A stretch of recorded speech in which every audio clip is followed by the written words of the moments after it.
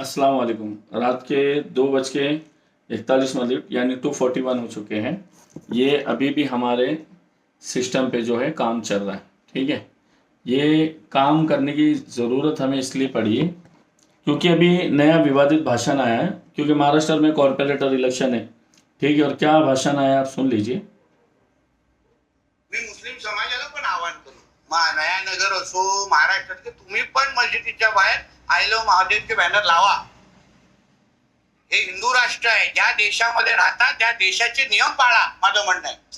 तो पाकिस्तान मध्ये राहणारा अगर कोण हिंदू असेल, अफगाणिस्तान मध्ये राहणारा हिंदू असेल, तुम्ही अपेक्षा ठेवाल की नाही की तरी तिकडचे नियम कायदे पाळावेत?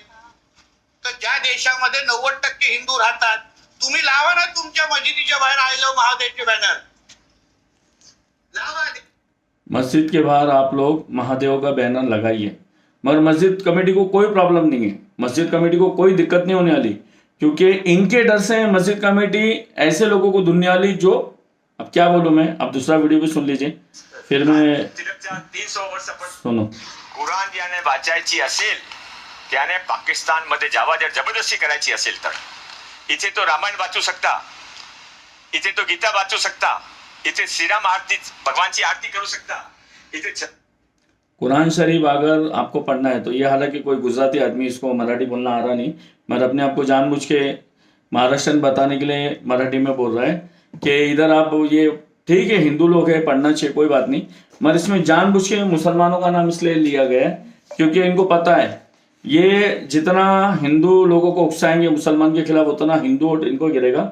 दूसरे हमारे एक साहब है हैदराबाद के, जहाँ टी राजा सिंह जहाँ से एमएलए है, वहाँ से वो सांसद है, वो इस वक्त बिहार के इलेक्शन में, वो वहाँ से फारिग होंगे तो फिर आएंगे, महाराष्ट्र का दौरा करेंगे, मेरे कौम के मुसलमान एक जगह आ जाइए, मेरी कौम के मुसलमान एक जगह आ जाइए। बैरकैफ ये उनका मसला है, क्योंकि वो क्या बोला जाए बैरकैफ। तो हमने मुंबई हाईकोर्ट चीफ जस्टिस साहब, सेक्रेटरी साहब को और इलेक्शन कमीशन साहब को हमने लेटर लिखा है, और ये लेटर में हमने वाजे कर दिया है कि ये वीडियो हमने जो है 5 नवंबर 2025 को देखा है। 5 नवंबर 2025 को हम ये लेटर लिख रहे, किसको लिख रहे? चीफ जस्टिस साहब, सेक्रेटरी मुंबई हाई कोर्ट और इलेक्शन कमीशन को। और 5 नवंबर 2025 के बाद कोई भी वीडियो कोई भी पॉलिटिकल पार्टी के नेता के तरफ से आता है तो हम इलेक्शन कमीशन के खिलाफ मुंबई हाई कोर्ट जाएंगे, क्योंकि इलेक्शन कमीशन की जिम्मेदारी है कि महाराष्ट्र में कॉर्पोरेटर इलेक्शन है, महाराष्ट्र में हिंदू मुसलमान भेदभाव पैदा ना हो, इलेक्शन कमीशन की जिम्मेदारी।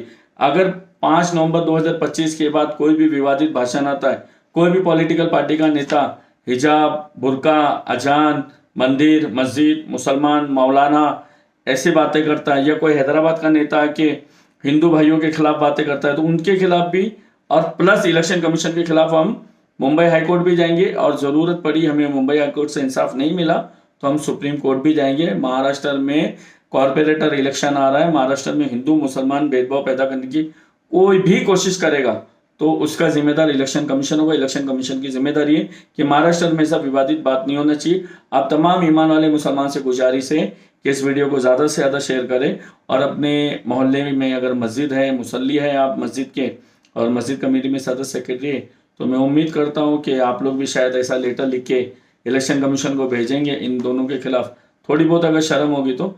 बाकी आप अगर कांग्रेस पे भरोसा करके बैठे, शिवसेना पे भरोसा करके बैठे, या एक हैदराबाद की पार्टी पे भरोसा करके बैठे, तो ये पॉलिटिकल पार्टी अपनी वोट की राजनीति के लिए जिंदा है, तुम्हारे मजहब के लिए नहीं है। वो मजहब को आगे रख के तुम्हारे से वोट हासिल कर रहे हैं, ये तुमको समझना चाहिए।